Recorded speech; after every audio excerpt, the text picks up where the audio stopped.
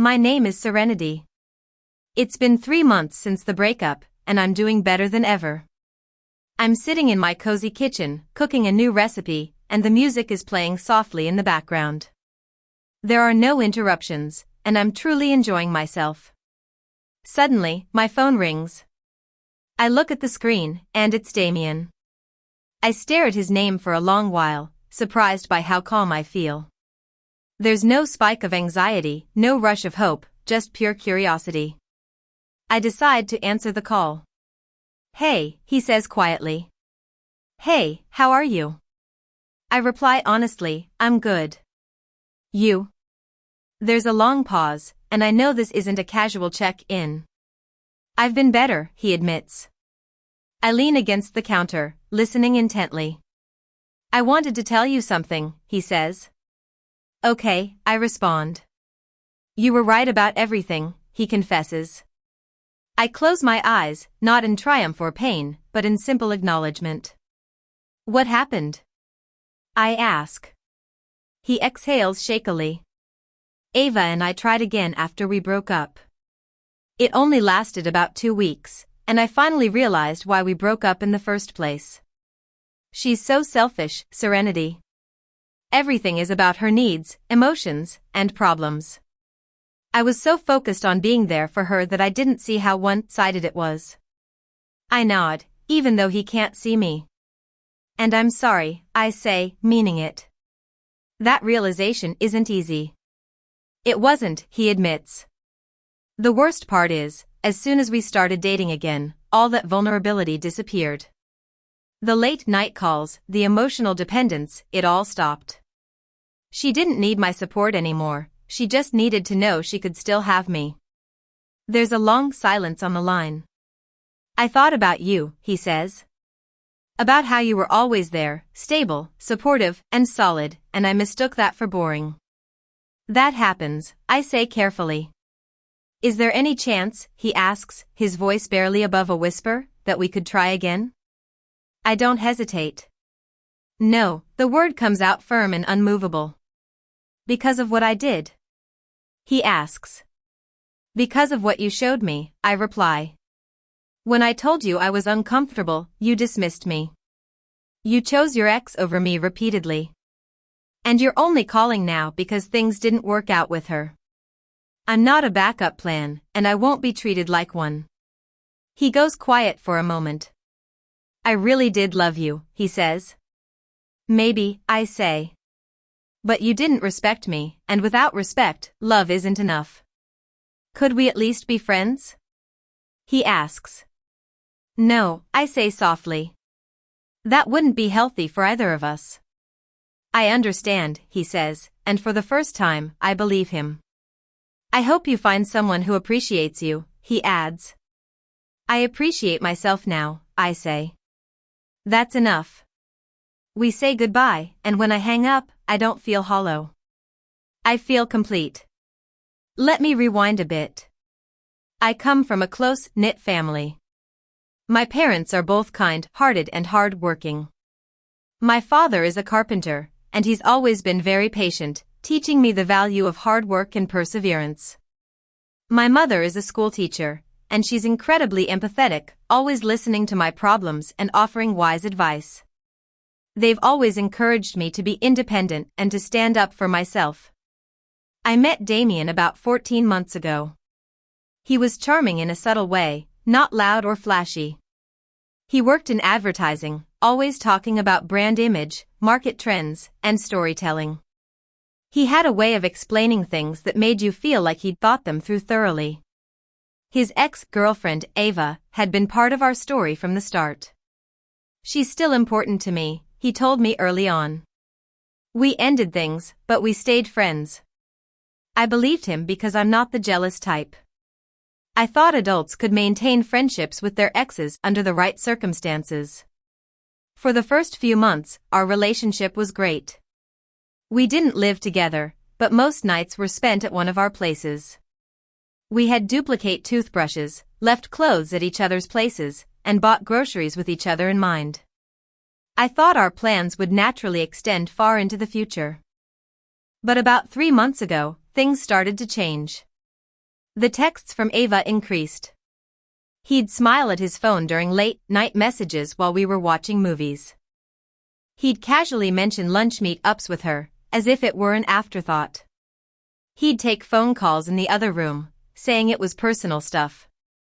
I noticed he'd constantly check his phone during dinner when I was talking about my day. I'd pause, waiting for him to focus on me. "Sorry," he'd say, looking up with that distracted smile. "What were you saying?" And each time, my heart would tighten a little more. Last Tuesday, I finally decided to say something. We were at his place, and he'd cooked my favorite pasta. His phone buzzed again, lighting up the table between us. He glanced at it and smiled. "Is that her?" I asked, keeping my voice calm. "Yeah," he said easily. "She's telling me about something that happened at work. It's actually pretty funny." "You talk to her a lot," I pointed out. He put his fork down. "Here it comes. Is this going to be a thing?" I'm noticing a pattern. "We're friends, Serenity. I've told you that." "Friends don't text each other at 11 at night multiple times a week," I said. "She's going through some stuff." "I'm being supportive," he replied. "What kind of stuff? Personal stuff?" I asked. He crossed his arms. "Why are you being like this?" "Like what?" I asked quietly. Concerned that my boyfriend seems more emotionally available to his ex than to me. "That's not fair." "I'm plenty emotionally available to you," he said. "Are you?" I asked. "Because lately it feels like I'm competing for your attention." He sighed dramatically. "I'm not cutting her off. She's important to me. You need to accept that." I sat there, looking at him. I realized in that moment that he'd already made his choice. He just expected me to accept it. "All right," I said. He blinked. "Really?" "Yes," I replied. Relief washed over his face. He smiled. "See, I knew you'd be mature about this. That's why I love you." I stood up, picked up my bag, and said calmly, "I'll just remove myself from the situation." His smile faded. "Remove yourself? How?" "You'll understand soon." The conversation didn't end smoothly. After I said that, Damien kept pressing, asking what I meant and when we'd talk again. I told him I was tired and needed to go home. He looked unsettled, like he sensed something was changing, but he couldn't quite figure it out. I drove back to my apartment in silence. It wasn't an angry silence, it was the silence that comes after making a decision. I realized that I wasn't furious, jealous, or even particularly sad. I was just done. I'd spent months telling myself I was being patient, mature, and understanding. But patience turns into self-betrayal when it's one-sided. When I got home, I sat in my car for 10 minutes. The building was quiet, with lights glowing in scattered windows. I wondered how many people were in relationships where they felt like an option. When I went inside, I didn't cry or spiral. I made a decision. I wasn't going to fight for Damien's attention, compete with his ex-girlfriend, or explain myself until I was exhausted. I was going to quietly step away and let my absence speak for itself. The next day, Wednesday, he texted me. "Serenity, are you mad?" "Me? No, Damien." "Then what did you mean last night?" "Me?" "Exactly what I said." "Serenity, that's not an answer." I didn't respond. He called me during my lunch break, and I let it go to voicemail. He called again an hour later, and again, it went to voicemail. The texts started piling up. "Can we talk? You're freaking me out. Did I do something wrong? Why are you being like this?" I went about my day as if nothing was wrong. I worked, ran errands, and bought groceries. Every mundane task felt strangely lighter, like I'd shed a weight I didn't even know I was carrying. That evening, instead of going to Damien's place like I usually did on Wednesdays, I went to the gym. I had a 2-hour hard workout, with no phone buzzing and no distractions. It was just me, my sweat, and my thoughts. When I got home, I cooked dinner, ate alone, and put on a movie I knew Damien wouldn't like. It felt peaceful. At 9 p.m. My phone lit up. Serenity, are you coming over? Me? No, not tonight. Serenity, why not? Me? I have some things to take care of. Serenity, what things? Me, just stuff. Serenity, this is because of last night, isn't it? I didn't answer. Thursday was more of the same. Minimal replies, missed calls, and plenty of space. I wasn't being cruel or playing games. I was just matching the distance he'd been creating for months, but this time, it was intentional. That evening, I met an old friend for drinks. We hadn't seen each other in months because I'd been so focused on making my relationship work. We talked about work, life, and random things. What struck me most was how present she was. She didn't check her phone, didn't give distracted smiles at unseen messages, and didn't half listen. You seem different, she said halfway through the night. Lighter. Yeah, I said. I think I finally stopped ignoring something I should have addressed a long time ago. Friday evening, Damien showed up at my apartment unannounced. I'd just gotten home from work when I heard the knock. It was sharp and insistent. When I opened the door, he looked a mess. His eyes were red, and there was smudged makeup residue on his face from where he'd rubbed it. The confident calm he usually carried was gone. We need to talk, he said. I stepped aside and let him in. He sat on my couch, his hands clasped together as if bracing himself. What's going on? He asked. Why are you shutting me out?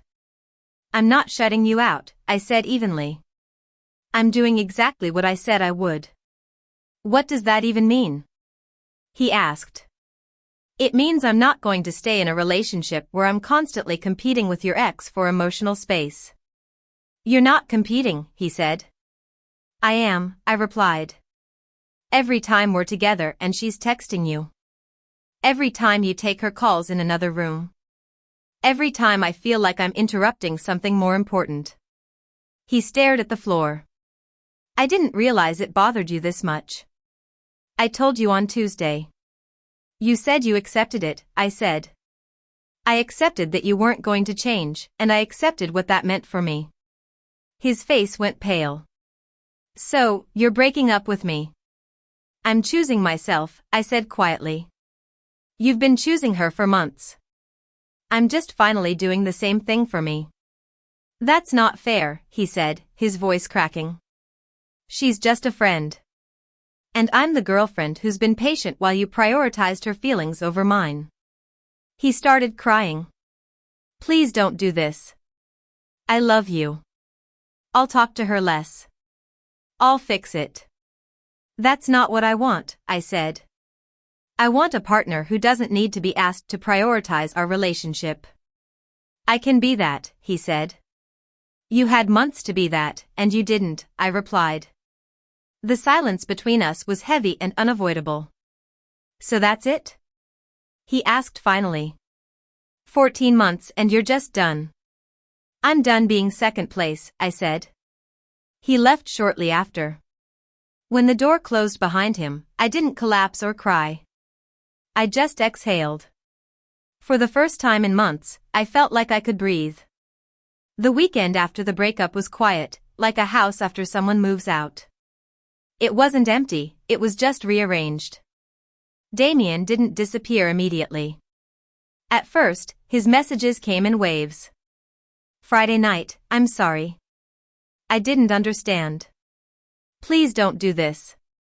Saturday morning, you're being unfair. I'm allowed to have friends. Saturday night, I miss you. I'll do anything. Sunday afternoon, so you're really just throwing us away. I answered a few times, briefly and politely, like I was replying to a coworker, not someone who used to know me so well.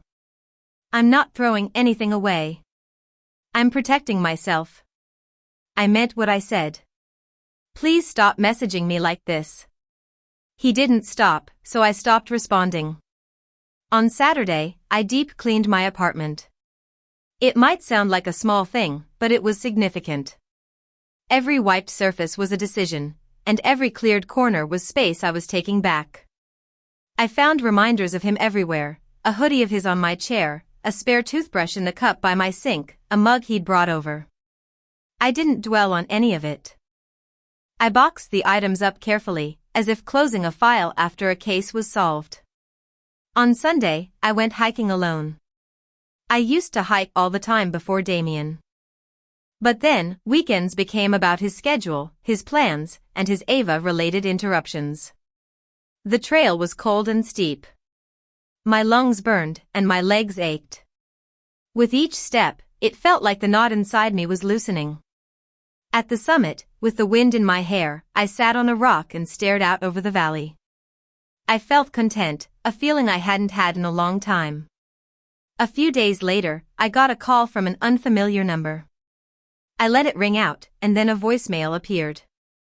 It was a woman's voice, tight and careful. Hey, Serenity. It's Lily. I'm a friend of Damien's. I heard what happened. Look, I get it, but he's really torn up. He honestly didn't realize how much the situation with Ava was bothering you. Maybe you should consider giving him another chance. I listened to the message twice and then deleted it. There was something about it that made my jaw tighten. It wasn't because Lily had called, but because of the implication that Damien hadn't realized. As if my discomfort was subtle, as if I hadn't been clear, as if the issue was my tone and not his choices. A few days after that, Damien sent a long text. He said he'd talked to Ava and told her they needed to cool it for a while. Less texting, less private calls, more boundaries. He said he did it for us. Then he wrote, "Please reconsider. I'm proving I can prioritize you." I stared at my phone for a long time. The word proving hit me hard. He wasn't prioritizing me because he wanted to, he was doing it because he was losing me, and that wasn't love. That was damage control. I replied, "I appreciate the effort, but it doesn't change anything. You shouldn't have to be told to set those boundaries. When I expressed discomfort, you dismissed me and told me to accept it.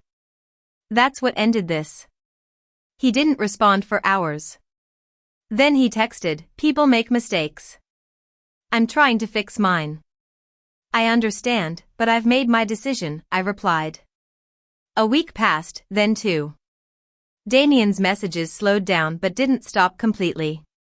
They always came late at night, like regret only found him when the world was quiet. "I miss you. I messed up. Can we please talk?" I didn't answer any of them. Instead, I focused on myself. I went back to work, reconnected with friends I'd neglected, and picked up books I'd abandoned. Every night before bed, I read for an hour.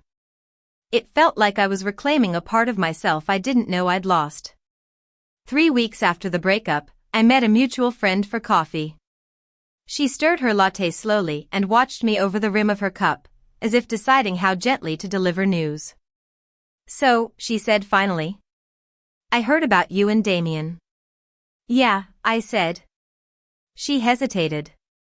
"Do you want to know something?" I already knew what she was going to say, but I said, "I'm guessing you're going to tell me anyway." She nodded, almost apologetically. "He's spending a lot of time with her." "With Ava," I said. My friend's eyes flickered. "Yeah."